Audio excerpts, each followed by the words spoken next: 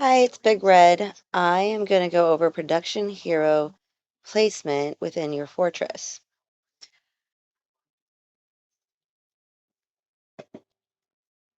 Production heroes, when you get them, they tell you where to place them. It's where they're designed to be placed. So obviously, Lafayette is supposed to be in the herb garden. Bonnie is supposed to be in the gopher. Elena is supposed to be with the cows. This is where the game wants you to put these characters. I, as a free to play player, do not put these heroes in those buildings.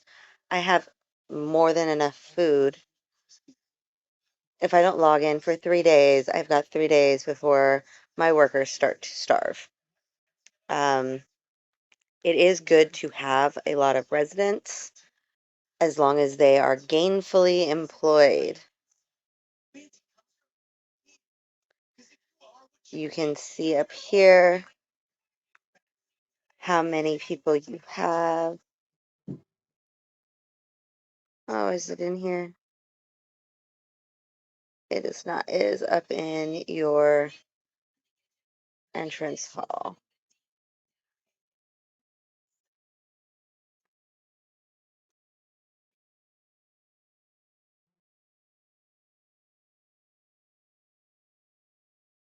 There we go. Up here on your CP power, you click on it, it'll tell you what your total CP power, what your facility is.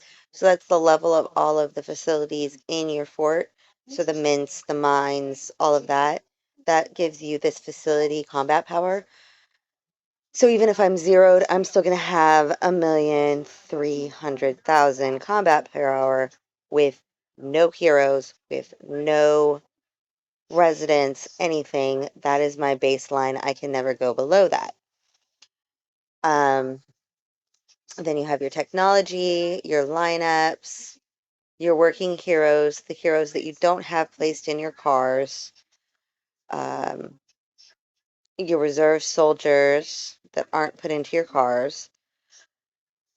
And then it should, if you have any residents that aren't working, it should tell you up there. The more residents you have in a mine, the more output you will have. So this tells you what your storage cap is. That's how many people I have is 47 in this one. And there's my output per hour. I have plus 69.8 in this mine because I have 37 workers in this mine. So the stone production rate is 12 and then plus 69.8.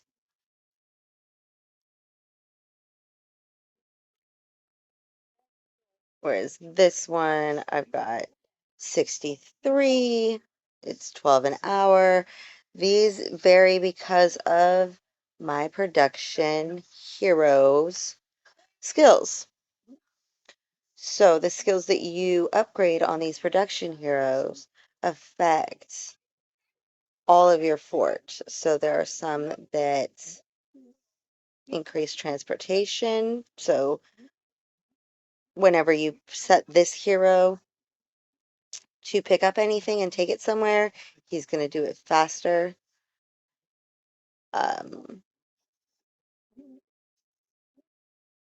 the good one to always upgrade is the forager so that you get extra coins from exploration and things like that so that you can upgrade your combat heroes. I do have gear on most of my heroes. I will get into why I have gear and how I have chosen that gear to put on my heroes. There's things like making your farm larger, increasing your barracks, your quarters so you can have more residents, And some of them are for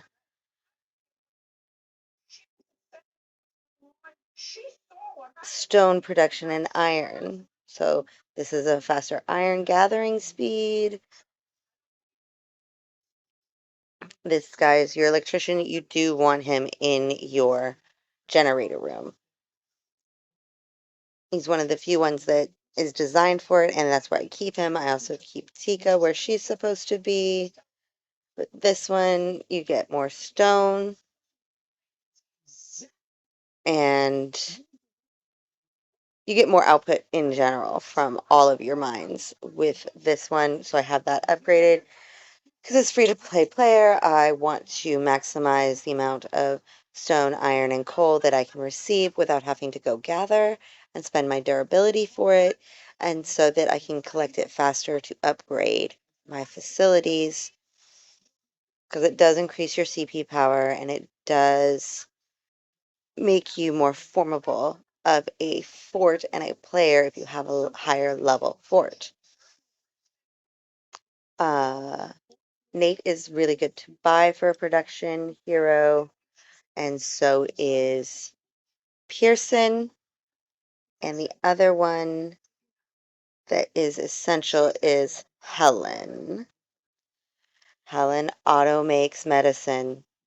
The highest medicine that you can make, she will automatically make it as the herbs come in so that you can have full medicine all the time without having to remember to go in and make it.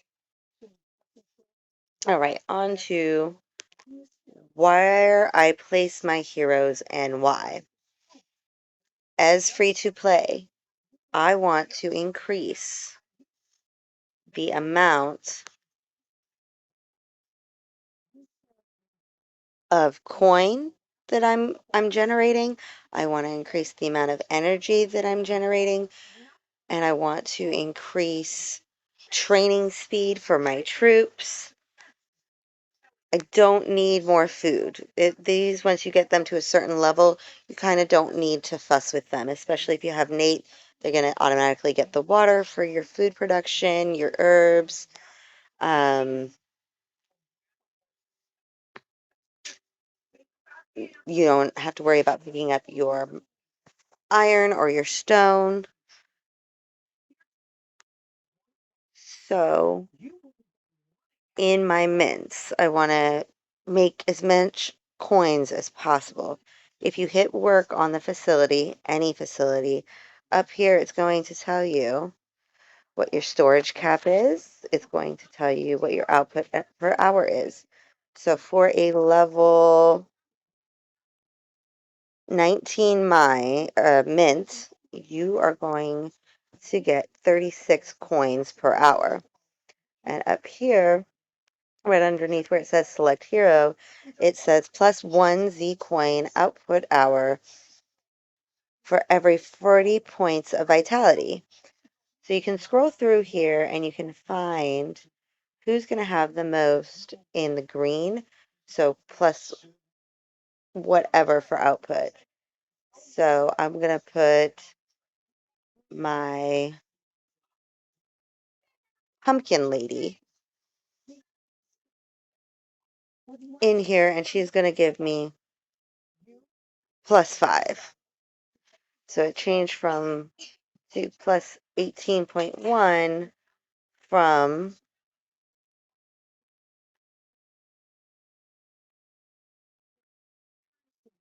+15. So you do have to prioritize these. I want my highest. I've got my pumpkin lady here.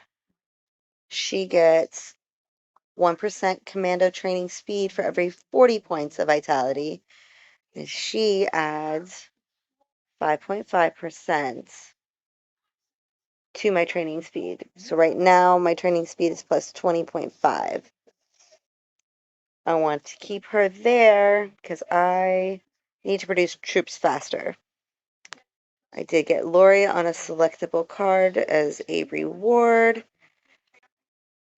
and she adds 15.3% to my defenders. I go through a lot of defenders. I want to keep her there. but I want to keep my best option in the highest mine. So I don't want to take anybody. And if you see the background behind them, you can tell that Lori is in a gym. You can tell that Pumpkin Lady is in a gym. So I don't want to take them. I don't want to take anybody that is doing construction. So Chen here, he has a construction workstation background. There, this 3.4 guy, he's in another mine. He's in an archery. You can take Wallowitz, but Wallowitz you get extra memento coins from exploration if you keep him in the command center. So that's where I keep him. I will trade him out if I'm in a desperate need for something very quickly. So if I need to do research very quickly, I'll put him in the lab. If I need to do healing very quickly, I'll put him in my infirmary. If I need a lot of coin to do dual day, um, just for like an hour or two, I will put him in a mint. But it looks like I want to put this 3.4. He's going to be the highest that I can get in a mint right now. So that is who I'm going to change this out to. He's already in a mint, so I'm just changing him from a lower mint to a higher mint. Now we will go find what he is wearing for gear. The gear does matter. The reason the gear matters is because they will add vitality. For this facility, vitality is what is going to give you the added bonus. So right now he is getting 9 vitality from this hat, and he is getting another 8 from the robe. If I were to switch him up into higher level gear, he would get even more. Your chest and your headgear have vitality as one of their top 2 stats. So I can go ahead and replace that. It wasn't being worn right now. And I could always take it off of a production hero and put it back onto a combat hero as the need arises. This also saves my gear so that I don't accidentally disassemble gear that I was planning on putting on a different combat hero. I could always go back and put more lower gear on these heroes, but I like to have the gear available. I also like to have the lower level gear available so that I can put it on my heroes when I need to do AGI manipulation, which I've done a few videos on. This is how I keep some of that lower gear around without only having the highest gear available. Because once you upgrade a gear, you cannot reset it. So I'm going to put a different chest piece on him. It doesn't matter if it is all one class, one set. That has no bearing with your production heroes. I'm not looking for a Reaper bonus, 4-piece bonus. I'm not looking for a Hurricane bonus. I am just looking for what has the highest stats. So we added 36 with the chest piece. We added 35 with the hat. We really don't need to keep these other ones on there. I just do it to keep them from being disassembled accidentally. So now we can go back and check him. He's up to 4.7, which changes him to plus 16 on this mint for output. And then we can check Bonnie went up there to the 17, which is good. We have a 16. We have the other 2 mints are at 16, which I believe is the second and or the yes, third and fourth highest that I can get on these mints right now per hour. So she's 2.4. The one we have on it is at 2.3, but the cow lady is in a mint. So I'm not going to switch her mints when they're the same level of mint.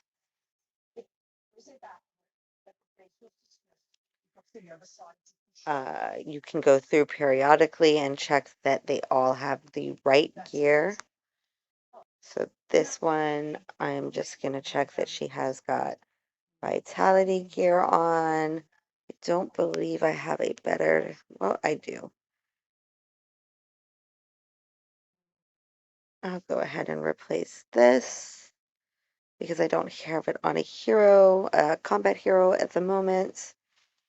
Then we'll look at the headgear and see if I have a higher level available. And I do. And she was at 2.4, and now she's at +4. So it does make a big difference what gear you have on them for the facility. But if you look at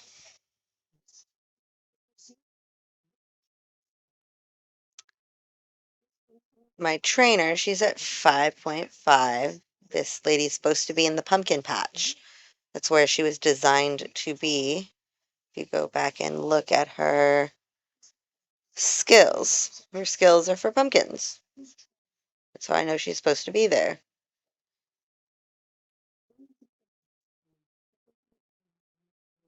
And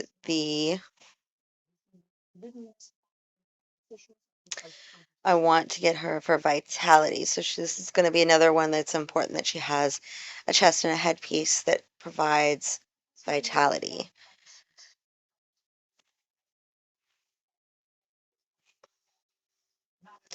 This is why I keep the tough wall until I get a full set, because this provides vitality.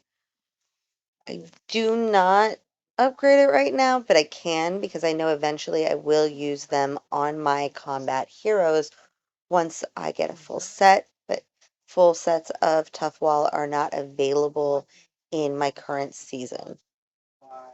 So I am going to see if I can't get more than 9 vitality. This one's 12. It looks like that might be my highest available. Nope, there's 25 here. So I'm going to do the 25, replace that. The weapons and the accessories. Those are where you get your intelligence and your strength bonuses. Your chest and your headgear is where you're going to get your vitality and your AGI, agility.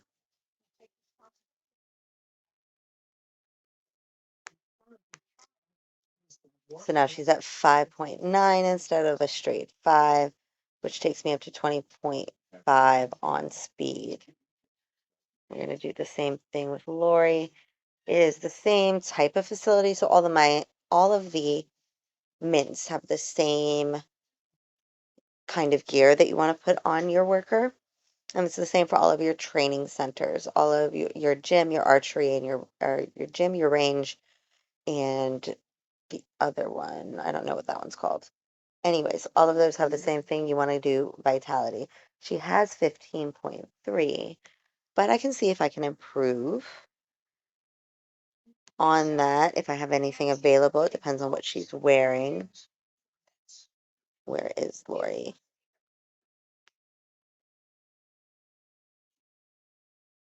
See how she has the tough wall on. She's getting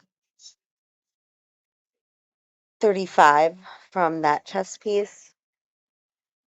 And then I can see right now she's only getting 12 from her headpiece, which I think is all I have available. I could switch her out and like steal somebody else's if I really want to train quickly after I lose a battle or after a war. But I think for right now, with her being 15, I'm okay with that. I'm okay with her having 15.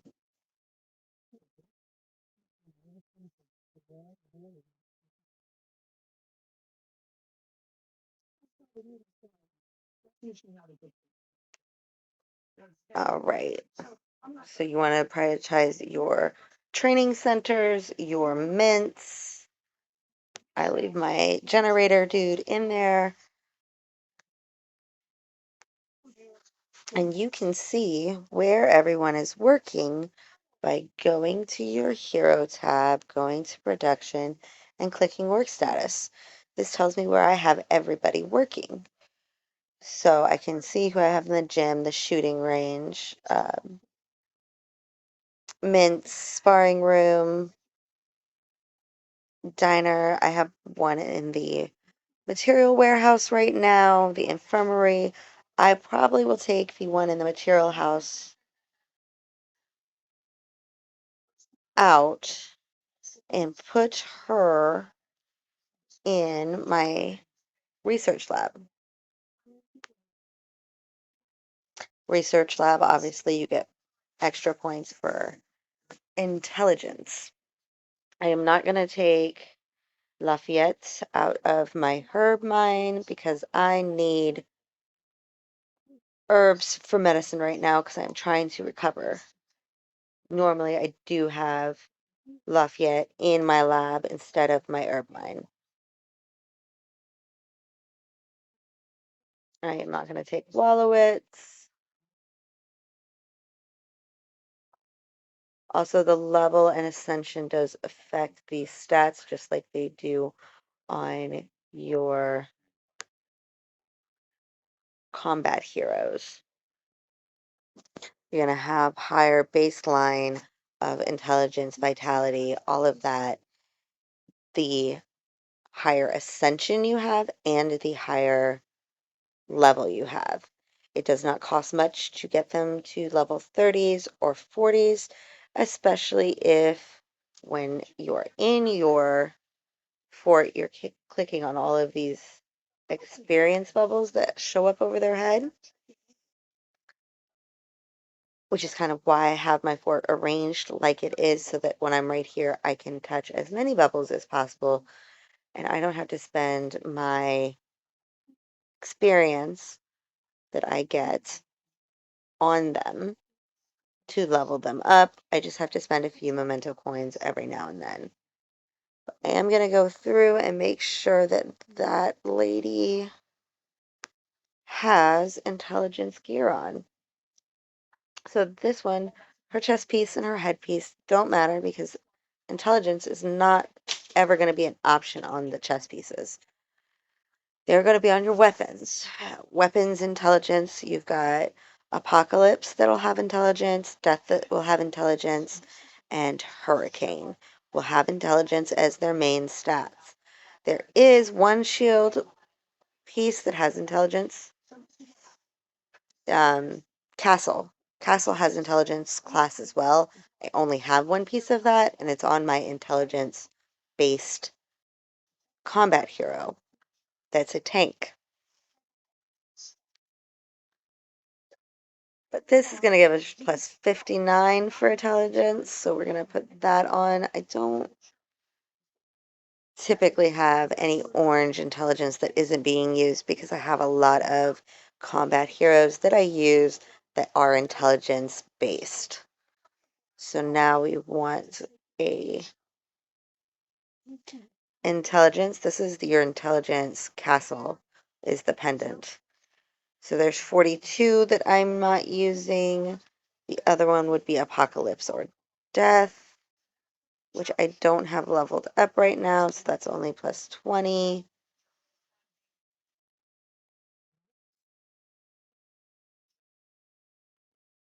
That was plus 11, so I'm going to go ahead and put on this piece.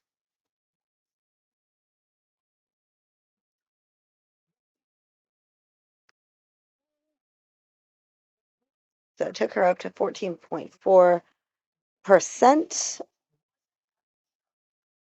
So you can see we're plus 6% without it, or plus 6 on our speed, to plus 20.4. And these things you just go through and click on each one. So your quarters you can't have anyone work at. You can't have anyone work at your capacitor rooms or a command center, your alliance hall, but you can assign a worker to your coal. So in preparation for Alliance Dual Day for research, if you know you're going to burn through a lot of coal doing rapid production, you can go ahead and select a hero to work in here. I normally I will put construction heroes out of the workspaces and put them into mines if I'm wanting to generate a lot of resources in a day or two because I'm not getting enough to do my next upgrade on my control center or my gyms, my training centers. But you can also stack for Alliance Duel. I'll do an Alliance Duel series on how to do all of those. Um, I always have too much water, so I took the guy out of here. You don't need to have heroes where they are supposed to be, well, where they are designed to be, and it is very helpful as free to play not to put them where they are supposed to be because the heroes, the production heroes that are designed to be in the mint, the infirmary, the lab, those are paid heroes. You have to pay to purchase them. I have received quite a few for free from selectable production hero cards. The other thing that is important with your production heroes is that you always buy the little yellow production hero cards from your trader. You can refresh your trader 3 times a day for free. After that, it costs a diamond. So this is my 4th time refreshing the trader today. One diamond for the 4th time, 5 diamonds for the 5th time, and then 20 diamonds for the 7th time. I normally don't do it to 7 times a day, but I will most definitely do 3 a day, sometimes 4, occasionally 5.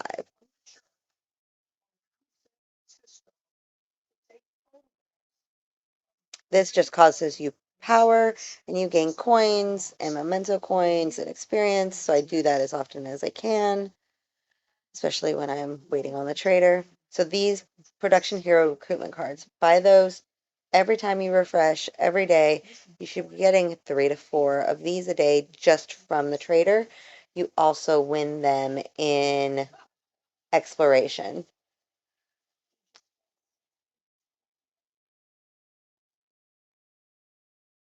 So now that I have that, I'm going to go ahead and use it. And then I will check to see if I can upgrade anybody, ascend them. Production heroes ascend differently than combat heroes. They do not mix until you get to gold. For these, you can mix at blue to get your purples. You can mix at orange to get your red. And then you can mix at yellow to get your first star. That's not true with production heroes. You've got to do the same face, 3, 3, 2, 2, 2, and then you can mix at gold. But if you mix a gold hero, production hero, that has a level on him, so that has like level 40, if I were to take and try to eat any of these other gold heroes, I lose that hero. And it doesn't matter if it was a paid hero, if you paid for them or not, you will lose that hero. It consumes the entire hero.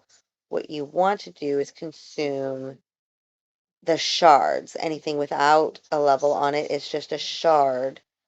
So I need to wait until I create yellow shards of any hero, production hero, to go ahead and upgrade these past just yellow.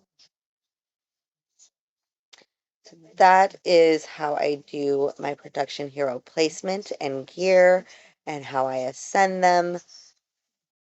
If there are any questions, you can get to me either in the comments or on my Discord cookies. You guys have a great night. I've got to get back to gaming.